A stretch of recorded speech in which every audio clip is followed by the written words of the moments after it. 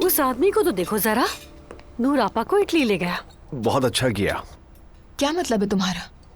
क्या हुआ दुआ, तुम्हें क्यों बुरा लग रहा है? नायला, काश तुम सबको अपने जैसा ना समझा करो।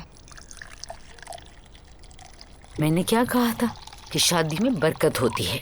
देख लिया, 2 दिन उसने रोना धोना किया और तीसरे दिन हनीमून पर चली गई। बेगम, तुमने अभी तक बात नहीं की? नहीं, वो लोग अभी जहाज में होंगे। मुस्तफा, जब बच्चा पैदा हो जाएगा तो हम भी चलेंगे ना। कहाँ? उज़्बेकिस्तान। अरे नायला, हमारा क्या काम उज़्बेकिस्तान में? तुम्हें मालूम है ना मैं क्या बात कर रही हूँ? उज़्बेकिस्तान के मौजू पर।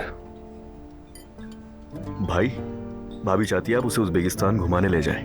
हाँ ले जाना बेटा, जरूर ले जाना।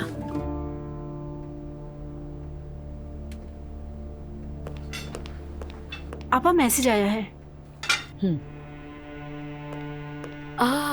नूर बेटी का मैसेज है। बेगम जल्दी पढ़ो।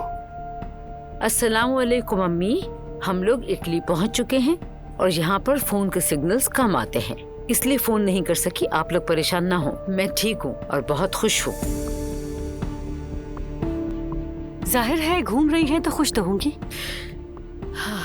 अल्लाह का बहुत शुक्र है। वो इटली के कौन से कोने में गए हैं जहाँ फोन के सिग्नल्स ही नहीं आ रहे? मुझे नहीं पता, उसने लिखा भी नहीं। और हमें क्या?